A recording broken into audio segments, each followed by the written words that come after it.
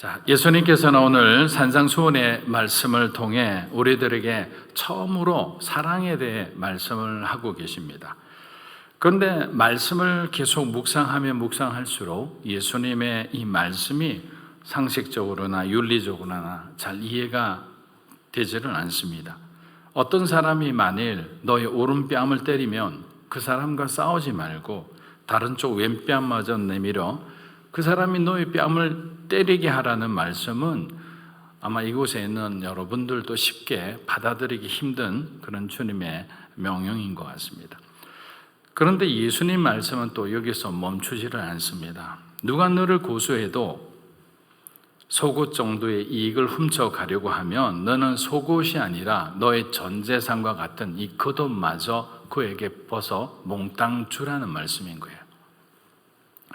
우리가 흔히 부당한 송사일 경우에는 끝까지 시시비비를 가려서 누가 옳은지를 그것을 밝히는 것이 하나님이 말씀하시는 정의가 아닐까요? 우리는 그렇게 생각하고 있습니다. 그런데 예수님은 그렇게 하지 말라고 하시는 거예요. 나를 따르는 자는 악을 악으로 갚지 않고 선으로 갚는 자이며 사랑으로 품고 중요한 것은 악인들에게도 구원의 기회를 줘야 한다는 말씀인 겁니다. 여러분, 저는 이 예수님의 이 말씀이 어떻게 보면 너무도 이상적인 말씀이라 현실적으로 실천하기 불가능하다고 생각하는 사람들이 많을 거라 생각합니다. 그런데 영국 신학자 톰 라이트 목사님은 이 부분을 이렇게 해석합니다. 산상수훈은 단지 우리에게 어떻게 하라는 윤리 교과서가 아닙니다. 만약에 그랬다면 우리는 이를 듣기 좋은 이상주의로 여기고 잠시 그 높은 도덕적 수준에 감탄할 수는 있겠지만 얼마 안 있어 우리들 일상으로 다시 아무 생각 없이 돌아가고 말 겁니다. 하지만 산상수훈은 예수님 자신에 대한 것이었습니다. 우리들은 말씀대로 모두 지킬 수가 없습니다. 이것은 예수님께서 제자들에게 앞으로 예수님이 겪게 될 자신의 생애를 보여주시기 위한 또 하나의 가르침이었습니다라고 말했습니다. 사랑하는 여러분, 예수님의 산상수훈의 말씀은 어떤 행동이 올바른지를 가르쳐주는 종이에 기록된 도덕책이 아니었습니다. 주님은 너희를 대신 내가 먼저 어떻게 살아야 하는지를 직접 우리들에게 보여주신 겁니다. 너희들이 쓰러지고 넘어지더라도 내가 너희에게 준 너의 십자가를 지고 끝까지 나를 따르라는 거죠. 결국 산상수훈은 대제사장과 백성의 장로들에게 고소를 당하시고 신문하는 자들에게 뺨을 맞으시고 겉옷을 강제로 빼앗긴 예수님을 벌거벗겨 속옷마저 가져간 그 파람치한 자신을 죽이려는 그 사람들을 향해 예수님은 원망하거나 저주하지 않으시고 마지막까지 오히려 그들의 구원을 위해서 죽기까지 사랑하신 그 예수님의 진한 사랑의 메시지였던 겁니다. 우리 빌립보서 2장 6절에서 8절 말씀 한번 읽어보겠습니다. 그는 근본 하나님의 본체시나 하나님과 동등됨을 취할 것으로 여기지 아니하시고 오히려 자기를 비워 종의 형체를 가지사 사람들과 같이 되셨고 사람의 모양으로 나타나사 자기를 낮추시고 죽기까지 복종하셨으니 곧 십자가에 죽으심이라. 여러분, 모든 사랑의 시작은 예수님의 십자가로부터 시작되었음을 여러분 믿습니까? 십자가로부터 시작된 거예요. 세상 사람들이 생각하는 그런 사랑과는 본질적으로 다릅니다. 세상 사람들은 그들의 로맨틱하고 그런 에로틱한 감정을 의지할 겁니다. 세상 사람은 그들의 치열한 계산 속에서 자신들의 사랑을 선택하며 살아갑니다. 세상 사람들은 마귀가 보여주는 그 세상의 영광을 바라보며 그곳에 사랑이 있다고 생각합니다. 그렇게 우리들은 세상이 주는 잘못된 빗나간 사랑이 아니라 십자가에서 흘러내리는 예수님의 보혈을 바라보고 우리도 그렇게 살기 위해서 오늘도 묵묵히 주님이 주신 그 믿음의 길을 걸어가야 하는 것입니다. 우리 마태복음 5장 43절에서 45절 한번 읽어보겠습니다. 내 이웃을 사랑하고 내 원수를 미워하라는 말도 들었다. 그러나 나는 너희에게 말한다. 너희 원수를 사랑하고 너희를 핍박하는 사람을 위해 기도하라. 그리하면 너희가 하늘에 계신 너희 아버지의 아들들이 될 것이다. 하나님께서는 악한 사람이나 선한 사람이나 똑같이 햇빛을 비춰주시고 의로운 사람이나 불의한 사람이나 똑같이 비를 내려주신다. 유대인들의 세계관에서 이웃은 자기 동족을 의미합니다. 그리고 유대계로 개종한 사람들도 자신들의 먼 이웃 정도로는 받아들여줍니다. 하지만 그 외 나머지 사람들은 그들의 시선에서는 이방인이요, 죄인이요, 원수들인 겁니다. 이러한 심각한 유대 중심의 세계관에 빠져있는 이 사람들에게 오늘 예수님께서는 원수를 사랑하라는 이 말씀을 통해 그들의 잘못된 생각들, 세계관들을 깨뜨리고 계시는 겁니다. 예수님께서는 지금 대제사장과 율법학자들이 하나님의 율법을 자기 마음대로 갖다 붙이는 이 잘못된 행위를 구약 성경의 말씀을 예를 들어 지금 말씀을 하고 계시는 겁니다. 그러니까 꼼짝달싹하지 못하는 거예요. 레위기 19장 18절 말씀입니다. 원수를 갚지 말며 동포를 원망하지 말며 내 이웃 사랑하기를 내 자신과 같이 사랑하라. 나는 여호와이니라. 아멘.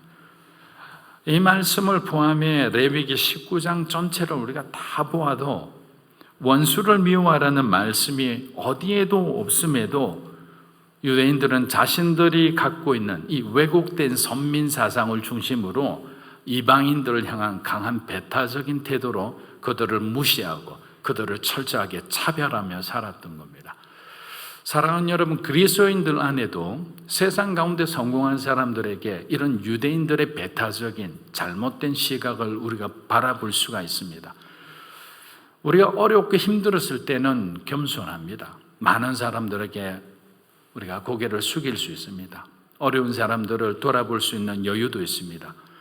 그런데 우리가 높아지면 높아질수록 처음에 정말 아무것도 모르는 그런 새신자 시절에 처음 여러분이 예수님을 만났던 그 시간을 한번 생각해 보십시오.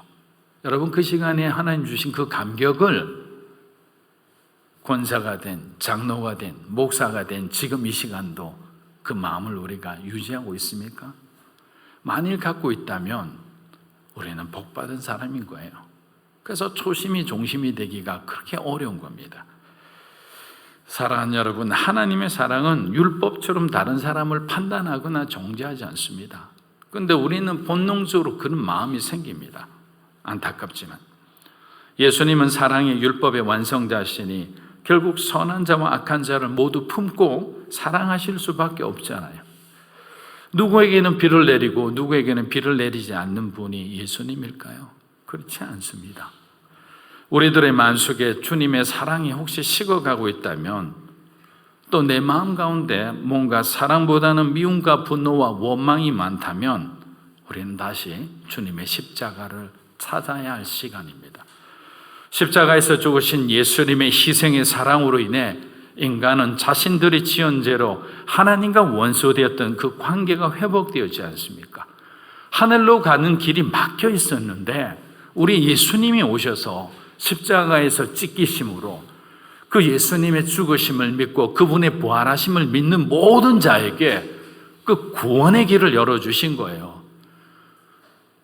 그 구원의 문이 열렸음에도 우리는 자꾸만 그 십자가 근처에서 머물기만 하고 있는 거예요. 왜 죽지를 못할까요? 왜 세상과 이 복음의 경계선에서 기웃기웃거리면서 우리가 계속 방황하고 있을까요? 왜 무거운 짐을 내려놓지 않고 아직도 우리 스스로 뭔가 해보려고 우리가 우리의 의지를 막 이렇게 하나님 앞에 발산하고 도와달라고 그렇게 살아가고 있는지 우리는 다시 한번 되돌아보아야 하는 겁니다. 그렇게 우리의 사랑이 흔들린다는 것은 우리들의 사랑의 기초인 저와 여러분이 갖고 있는 이 십자가가 흔들린다고 말할 수 있습니다. 그래서 십자가의 사랑이 흔들리는 사람들과 오랫동안 여러분들이 혹시 가까운 사람들과 어떤 인간관계가 틀어진 사람들에게 저는 이 두 가지 성경적인 조언을 말씀드리고 싶습니다. 첫째는 기도하라입니다. 마태복음 5장 44절에 나온 것처럼 우리를 불편하게 하고 힘들게 하며 우리를 아프게 하는 사람들을 위해 예수님의 마음으로 기도하라는 겁니다. 그런데 그것이 사실 말처럼 되지 않습니다. 저 역시도 그런 상황을 당하니까 기도보다는, 말씀을 읽기보다는 그냥 내 마음에 이 상처를 그냥 어루만지기 그냥 바쁜 것을 제 자신도 보게 되는 거예요. 하지만 오랫동안 반복되어 마음속에 쓴뿌리로 남아있는 사람들에게는 그냥 신앙적인 조언의 한마디로는 회복되기가 힘듭니다. 그래서 어떻게든 우리의 감정을 뛰어넘고 통제할 수 있는 믿음의 훈련이 필요한 겁니다. 그래서 여러분은 힘이 들수록 예배를 반드시 와야 되는 거예요. 힘이 들수록 성경 한 장이라도 더 읽어야 되는 겁니다. 힘이 들수록 단 5분이라도 주님 앞에 무릎 꿇고 하나님 도와주세요라고 우리 자신의 모든 것을 포기하고 하나님께 이 문제에 대해서 위임하는 그런 영적인 태도로 나아가야 되는 겁니다. 하영주 목사님은 그의 마태복음 강의에서 이 부분을 이렇게 표현하셨습니다. 예수 믿는 자의 가장 큰 축복은 무엇인지 아십니까? 원수까지도 사랑할 수 있는 마음입니다. 그리고 둘째는 우리를 박해하고 괴롭히는 사람들을 위해서 기도할 수 있는 마음입니다. 사랑할 수 있는 마음, 기도할 수 있는 마음. 그러나 우리는 그동안 남을 위로하고 격려하고 용서하는 말보다 사랑 없는 충고와 사랑 없는 비판과 사랑 없는 채찍만 우리 감정대로 막 휘둘렀던 겁니다. 사랑하는 믿음으로 사는 교회 성도 여러분, 이와 같은 우리 안의 상처를 이기기 위해서는 우리는 어쩔 수 없이 주님의 사랑을 빌릴 수밖에 없습니다. 우리의 미움을 이기기 위해서는 성령님의 도우심을 받을 수밖에 없는 거예요. 우리가 온전히 그리스도의 십자가를 의지하고 기도할 때 우리 하나님께서는 우리의 헝클어진 모든 관계를 회복시켜 주시리라 믿습니다. 두 번째는 양보하는 것입니다. 첫 번째 기도하는 것이라면 두 번째는 양보하는 것, 사랑을 나누는 것입니다. 여러분, 이 땅의 모든 것은 유한한 것이잖아요. 영원한 것은 하나도 없습니다. 영원한 것은 딱 하나 있죠. 저와 여러분의 주님을 향한 믿음밖에 없는 거예요. 예수님 오셔서 우리가 공중으로 부활할 때 주님은 우리의 육체를 보시겠습니까? 여러분의 과거를 보시겠습니까? 여러분 현재 무엇을 갖고 있는지를 보시겠습니까? 아니에요. 이것은 주님이 오시는 날 다 사라지는 헛된 영광인 거예요. 우리에게 확인하는 것 딱 하나입니다. 하나님은 내 아들 예수를 믿는 믿음 하나 보고 심판하시는 거예요. 여러분, 우리에게 십자가만 남겨두고 그냥 모두 나눠주는 삶을 살면 안 될까요? 영원한 표대 하나 붙들고 유한한 세상의 것은 그냥 양보하는 겁니다. 다툼이 없으면 서로 사랑하고 하나 될 수 있지 않을까요? 예수 믿는 내가 먼저 나의 공간을 먼저 넉넉하게 만들어 보는 거예요. 그래서 우리는 창세기에서 아브라함이 롯과 갈등이 일어났을 때 그가 선택한 지혜와 믿음을 배울 필요가 있는 겁니다. 창세기 13장 우리 8절에서 9절입니다. 아브라함이 롯에게 이르되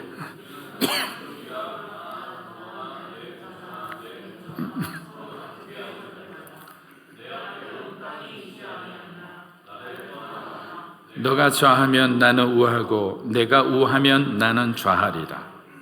아브라함은 자신의 종과 조카 롯의 종들이 싸우는 것이 여기 부분이 중요합니다.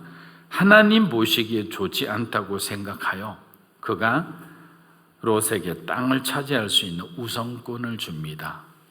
저는 이 구절이 굉장히 중요하다고 생각합니다. 모든 것을 하나님의 관점에서 보는 거죠. 자기 감정대로 보면 어떻게 양보를 할 수가 있습니까? 어떻게 용서할 수 있습니까? 그렇게 내게 상처를 준 사람인데. 그런데 하나님의 관점에서 보니까 주님의 십자가가 보이는 거예요. 내가 받아들여지게 되는 거예요. 용서하게 되는 거죠. 함께 동역할 수 있게 되는 거예요. 이렇듯 가까운 형제 간에도 재산 문제가 나면 그렇게 좋았던 가족끼리도 원수가 되어버립니다. 저는 그런 분쟁 가운데 있으신 분들에게 이 아브라함의 지혜를 나누어 드리고 싶은 겁니다. 아브라함의 지혜는 여호와 하나님을 경외하는 마음으로부터 시작되었습니다. 하지만 롯은 하나님을 바라보지 않았습니다. 그는 세상의 땅과 물과 열매만을 바라보았습니다. 그래서 롯이 택한 곳은 에덴의 동쪽인 소돔 땅과 고모라 땅이었습니다. 그리고 아브라함이 어쩔 수 없이 받은 서쪽 땅은 동쪽 땅에 비해 사람들의 손이 많이 필요한 땅들이었습니다. 여러분, 제가 여러분의 재산을 일방적으로 양보하라고 말씀드리는 게 아니라 다툼의 문제를 대하고 해결하는 우리들의 영적인 태도를 말하는 겁니다. 아브라함은 하나님을 바라보고 그분의 뜻대로 끝까지 행하고자 하였으나 롯은 끝까지 양보하지 않습니다. 세상의 눈으로 먼저 기름진 땅을 선택한 겁니다. 자, 여기까지만 보면 그리스도인들이 늘 양보하고 손해보고 마치 갑이 아닌 을의 인생을 살아가야 하는 것처럼 우리가 느껴집니다. 그러나 여러분 염려하지 마십시오. 이제 곧 하나님의 반전이 시작되는 겁니다. 창세기 13장 우리 14절에서 15절입니다. 롯이 아브라함을 떠난 후에 여호와께서 아브라함에게 이르시되 너는 눈을 들어 북쪽과 남쪽 그리고 동쪽과 서쪽을 바라보라. 보이는 땅을 내가 너와 내 자손에게 주리니 영원히 이르리라. 아멘. 척박한 땅만 남겨져 마음이 불편해할 수도 있는 아브라함에게 하나님의 시간에 주님이 나타나셔서 이렇게 말씀하는 거예요. 북쪽도 너에게 주겠다. 남쪽도 너에게 주겠다. 서쪽도 너에게 주며 롯이 가져간 동쪽마저 너에게 주겠다. 동서남북 모두를 주님을 바라보고 믿음으로 살아간 사람들에게 주신다는 거예요. 여러분 믿으세요? 오늘 이 말씀 그대로 우리가 하나님을 바라보고 살아갔을 때 하나님은 우리에게 바른 길을 살아가고 선택할 수 있는 믿음과 지혜를 주시는 거예요. 그리고 그의 대가로 하나님께서는 사단이 우리에게 빼앗아간 듯 보이는 것을 강탈해서 동서남북 모든 것을 여러분에게 주시는 거예요. 이제 여러분들이 믿음으로 받아들이면 그것은 여러분들의 것이 되리라 믿습니다. 그런데 우리가 싸우기 시작하면 안 되는 거죠. 지혜를 써야 됩니다. 겉으로 우리의 표정과 마음이 드러나서는 안 돼요. 온유한 마음으로 주님을 바라보고 있을 때 하나님이 일으키는 기적이에요. 저와 여러분이 잘나서 이런 일이 일어나는 게 아닙니다. 우리가 하나님을 온전히 신뢰하지 못하면 인간적인 방법으로 세상과 싸울 수밖에 없습니다. 그러면 더욱 관계는 어려워지고 미움은 점점 깊어집니다. 그리고 판단력도 우리는 흐려지겠죠. 하지만 하나님께 기도하고 그분의 지혜로 양보하고 나누는 삶을 선택하면 당장은 손해보는 듯하나 결국 하나님께서 모든 것을 다 빼앗아 주신다는 겁니다. 사랑하는 믿음으로 사는 교회 성도 여러분, 예수님께서는 산상수훈을 통해 예수님이 우리를 얼마나 사랑하시는지를 그분의 위대한 삶을 통해 그분의 희생적인 삶을 통해 우리에게 다 보여주신 거예요. 지금 우리의 사랑의 십자가가 흔들리는 분들은 이번 고난주간을 맞이하여 하나님께서 우리들의 인생에 채워주시는 그 십자가 사랑으로 충만해져서 우리 주님의 사랑과 복음을 전하는 그런 전도자의 삶을 살아가는 우리들이 되기를 주의 이름으로 축복합니다. 아멘.